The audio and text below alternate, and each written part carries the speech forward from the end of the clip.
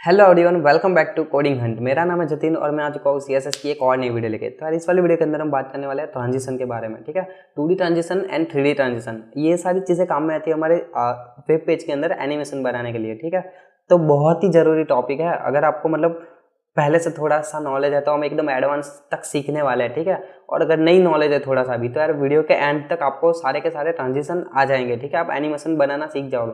Animation के लिए मतलब एनिमेशन भी आपको सीखना पड़ेगा, पर इसी की मदद लेके हम एनिमेशंस बनाते हैं। ठीक है, तो ये चीज़ आप सीखेंगे इस वीडियो के अंदर।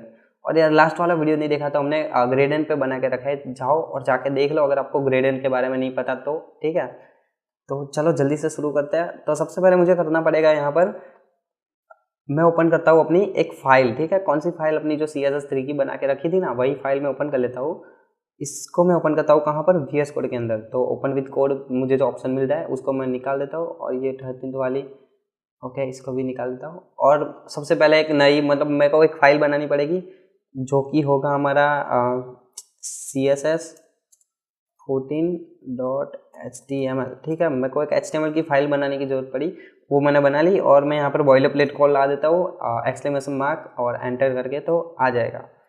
अब सबसे पहले ट्रांसफॉर्म की बात करने वाला है। ठीक है, ट्रांसफॉर्म की सारी प्रॉपर्टीज आएगी। 2D transform and 3D transform दोनों ही हम देखेंगे। सबसे पहले देखते हैं हम 2D ट्रांसफॉर्म, उसके बाद 3D ट्रांसफॉर्म देखेंगे। तो मैं एक काम करता हूँ, डॉट कंटेनर। ठीक है, एक कंटेनर ले लेता हूँ, उसके अंदर लेता हूँ डॉट बॉक्स। ओके, तो ये दो मैंने डिव ले लिए। अब यहाँ पर मैं लिख भी देता हूँ, चलो बॉक्स। ठीक है, और यहाँ पर हम क्योंकि CSS लिखने वाले हैं तो मैंने स्टाइल एलिमेंट का यूज़ करूँगा। ये कौन सी CSS हो गई? CSS हो गई, इंटरनल CSS हो गई। ठीक है, तो इंटरनल का ही यूज़ करेंगे हम। इतनी सारी तो लिखनी नहीं कि अलग से मतलब बना ले। ठीक है, तो ज़रूरत नहीं है वैसे, तो यहीं पे लिख देता है। तो यहाँ पे मैं लिखूँगा डॉट बॉक्स, और उसको मैंने सिलेक्ट किया। अब हम क्या करेंगे, डॉट बॉक्स को सबसे पहले मैं इसको देता हूँ height 100 pixel and width 100 pixel दे देते हैं, सेम टू सेम। और बैकग्राउंड कलर दे देते हैं रेड। तो और इसको हम ओपन करते हैं अपने लाइव सर्वर की मदद से ब्राउज़र पर। ठीक है, तो देखो यहाँ पर मुझे एक बॉक्स मिल रहा है। ठीक है, एक डिव मिल रहा है जिसकी की हाइट विड्थ कितनी है? 100 पिक्सल है, और उसका बैकग्राउंड कलर हमने लगा के रखा है रेड। ठीक है, रेड मेरे को दिख रहा है।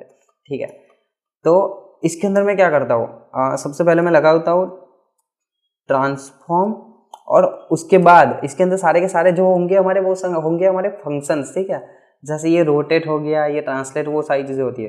तो पहले देखते हैं हम ट्रांसलेट। तो ट्रांसलेट क्या होता है? ट्रांसलेट का मतलब होता है कि उसकी ओरिजिनल पोजीशन से उसको टॉप में से, बॉटम में से, लेफ्ट में से या फिर राइट में से हम हटा सकते हैं। ठीक है, तो यहाँ पर हम कैसे लिख सकते हैं? अगर मैं लिख दूँ 100 पिक्सल, ठीक है, फिर सेव करके जाता हूँ वहाँ पर, तो देखो 100 पिक्सल वो इस तरफ से हट गया, हमारे लेफ्ट साइड से राइट साइड में हटा। ठीक है, तो ऐसे हम उसको लेफ्ट में से राइट साइड ला सकते हैं। फिर अगर मैं ऐसे करूँ कि दूसरा कॉमा लगाकर फिर से लिख देता हूँ 100 पिक्सल, तो देखो टॉप में से भी हट गया। तो हम अगर दो वैल्यूज देंगे तो क्या होगा, पहली वैल्यू लेगा वो विड्थ के लिए, मतलब लेफ्ट में से राइट के लिए, फिर टॉप में से बॉटम के लिए।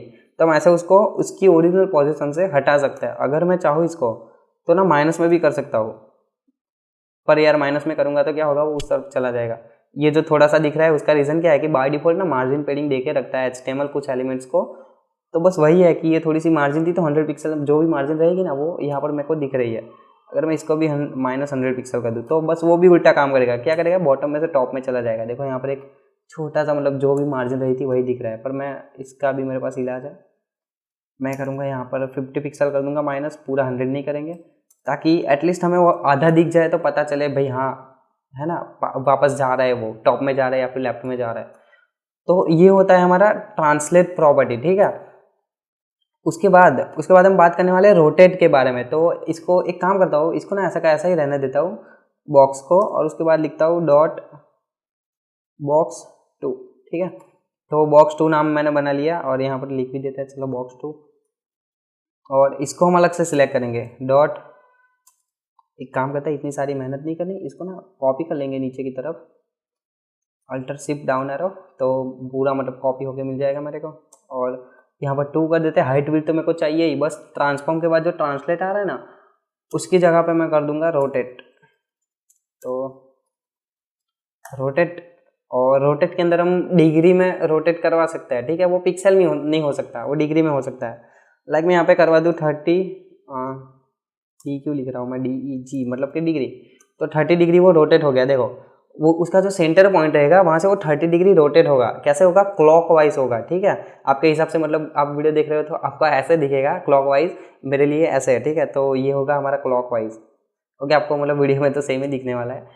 और इसको अगर मुझे एंटी क्लॉकवाइज घुमाना है, उल्टा घुमाना है, तब मैं क्या कर सकता हूँ? यहाँ पे कर सकता हूँ -30 डिग्री, तो वो माइनस में मतलब उल्टा घूम जाएगा। अब मैंने ये जो बॉक्स 2 लिखा है ना, उसकी मदद से आप देख सकते हो वहाँ पर, ठीक है। ये हम इसकी मदद से हमें पता चल जाएगा कि भाई हाँ ये एंटी क्लॉकवाइज घुमा। इसको मैं चाहूँ उतना घुमा सकता हूँ। अब मैं इसको 130 डिग्री भी घुमा सकता हूँ, -130, या फिर मैं इसको पॉजिटिव वैल्यू देकर क्लॉकवाइज भी 130 डिग्री घुमा सकता हूँ। तो देखो ये होता है हमारा रोटेट, ठीक है। तो ये 2D ट्रांसफॉर्म में ही आता है, ये होता है हमारा 2D रोटेट, ठीक है। तो उसके बाद हम बात करने वाले हैं, देखो मैं क्या करूँगा, इस बॉक्स 2 का ही मतलब ये वैल्यूज़ निकालता हूँ। पहले वाले को हम रहने देते हैं, पर बॉक्स 2 के अंदर ही सारी चीज़ें हम अप्लाई करते हैं, ठीक है। तो चलो इसको ना मैं कमेंट आउट कर देता हूँ। तो हमारा बॉक्स तो वैसा का वैसा ही हमें दिखने वाला है। और फिर से हम लिखते हैं कंट्रोल एंटर नीचे की तरफ, ट्रांसफॉर्म, और उसके अंदर सारी की सारी देखो यहाँ पर भी प्रॉपर्टीज दिख रही है, ठीक है। तो हम अभी करेंगे स्केल। तो स्केल क्या होता है? स्केल का मतलब समझ लो कि उसकी जो ओरिजिनल हाइट और विड्थ है, ठीक है, उसकी जितनी भी हाइट और विड्थ रहेगी उसके हिसाब से वो स्केल करेगा। मतलब 2 गुना या फिर 3 गुना, या फिर माइनस में भी कर सकते हैं, माइनस में नहीं मतलब उससे छोटी भी कर सकते हैं। लाइक मैंने यहाँ पर 1 लिख दिया तो क्या होगा, 1 तो है ही, मतलब बाय डिफॉल्ट है, उसको हम 1 बोलेंगे। अगर मैं ना यहाँ पर 2 कर दूँ तो उसकी हाइट विड्थ कितनी हो जाएगी? 2 गुना हो जाएगी, देखो, ठीक है। ये 2 गुना हो गई। अगर मैं इसको कर दूँ, एक काम करते हैं पहले ना इसको मार्जिन ऑटो कर देता है, ठीक है। मार्जिन, ओके, मार्जिन ऑटो, तो क्या करेगा वो, हाँ बीच में चला जाएगा। उसके बाद देखो मैंने स्केल 2 लिखा ना, तो क्या हो गया यहाँ पर, स्केल 2 गुना हो गई, मतलब उसकी हाइट भी थी जो भी, वो 2 गुना हो गई। साथ ही में उसका टेक्स्ट का साइज भी था, वो भी 2 गुना ही हो गया, ठीक है। तो यही होता है हमारा स्केल। अगर मैं ना ऐसे चाहूँ कि अगर मेरे को सिर्फ विड्थ 2 गुना करनी है और हाइट 1 वैसे की वैसे ही रखनी है, तो मैं कॉमा लगा कर भी कर सकता हूँ। समझो कि ये ना एक शॉर्ट एंड प्रॉपर्टी है। अब हमने पहली वैल्यू दी, हमेशा पहली वैल्यू विड्थ के लिए होती है इसके अंदर, और दूसरी वैल्यू होती है हमारी हाइट के लिए। तो हाइट उतनी की उतनी और विड्थ कर दो 2 गुना, ठीक है। तो ये 2 गुना हो गई। अगर मैं ना ऐसे करूँ कि स्केल x, ठीक है, तो वो भी हो सकता है, तो उसको भी मैंने कर दिया 2 गुना। तो देखो अब सिर्फ x एक्सिस के लिए वर्क कर रहा है वो, मतलब विड्थ के लिए। अगर मैं y कर दूँ तो y 2 गुना हो जाएगा, मतलब कि क्या, हाइट 2 गुना हो जाएगी। तो ये होता है हमारा स्केल।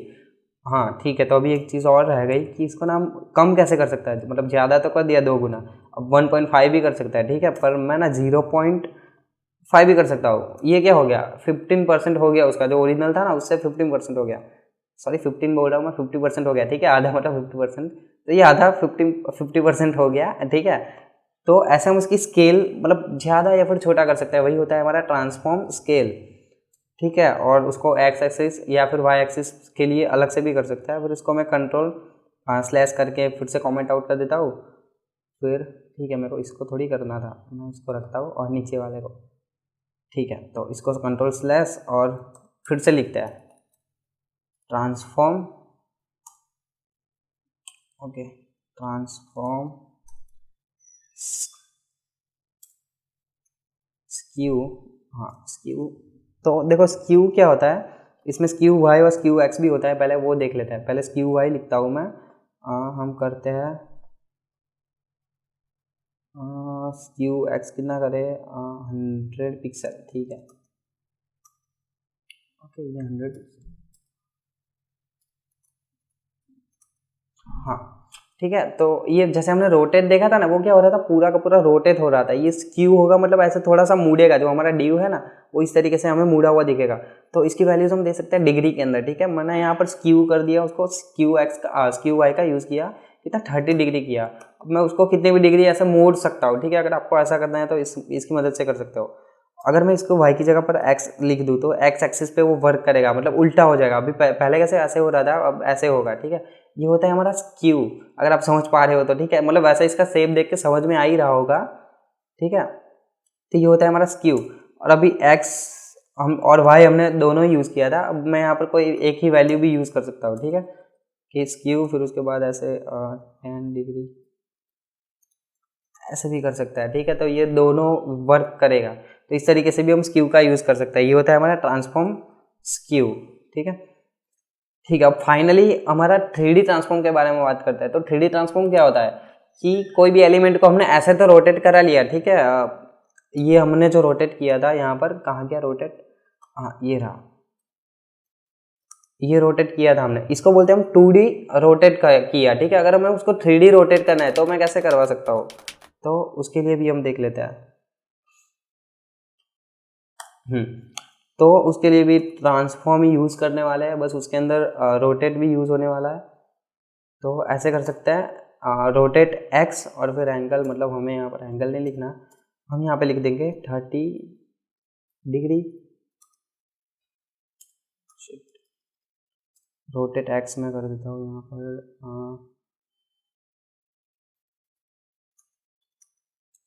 30 डिग्री क्यों नहीं हुआ,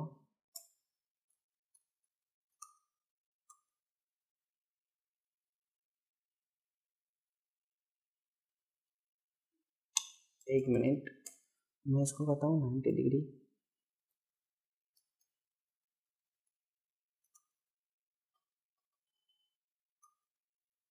ओके 30 डिग्री हुआ था, पर सेम ही आउटपुट मतलब मिल गया। मैंने उसके अंदर कुछ लिखा भी नहीं ना, इसीलिए तो मैं 60 डिग्री कर देता हूँ। चलो हाँ ठीक है। तो ये ऐसे मतलब हमने कौन सा किया, रोटेट एक्स किया, तो ये ऐसे मतलब रोटेट हो जाएगा, ठीक है।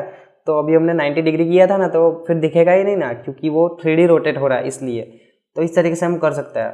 और इसके बाद इसके बाद हमारे पास होता है रोटेट वाई, तो ये ऑपोजिट साइड में वर्क करेगा, ठीक है। वो ऐसे हो रहा था वर्टिकली और ये हॉरिजॉन्टली होगा, बस यही डिफरेंस है, ठीक है। तो ये था हमारा रोटेट एक्स और रोटेट वाई। उसी के साथ में होता है हमारा रोटेट जेड, जो कि होता है हमारा बस वही 2D वाला जो हमने डायरेक्टली रोटेट लिखा था ना, वही चीज़ होती है और कुछ नहीं। तो यार यही था हमारा ट्रांसफॉर्म की सारी प्रॉपर्टीज, ठीक है। आप इनका यूज़ करके मस्त एनिमेशंस बना सकते हैं। अब इसका यूज़ आप आने वाले वीडियोस के अंदर देख सकते हो कि जब हम एनिमेशंस के वीडियो बनाएंगे, ठीक है, उसके अंदर साथ में हम ट्रांजिशन का यूज़ करेंगे। तो आप देखना ये रोटेट है फिर ट्रांसफॉर्म है, उनकी मदद से हम कैसे कैसे एनिमेशंस बना पाते हैं। अब वेबसाइट्स के अंदर कभी कभी ऐसी जरूरत पड़ जाती है कि भाई हमें ना मस्त मस्त एनिमेशंस बनाने होते हैं, तो इन्हीं की मदद से बनते हैं। ये बहुत ही ज़रूरी टॉपिक है, ठीक है। आपको अगर नहीं समझ में आया तो दूसरी बार रिपीट करके देख लो, ठीक है। तो यार वीडियो पसंद आया तो वीडियो को लाइक करो, चैनल को सब्सक्राइब करो और अपने दोस्तों को भी शेयर करते रहो वीडियो को, ठीक है। तो अब मिलते हैं हम नेक्स्ट वीडियो के अंदर। बाय।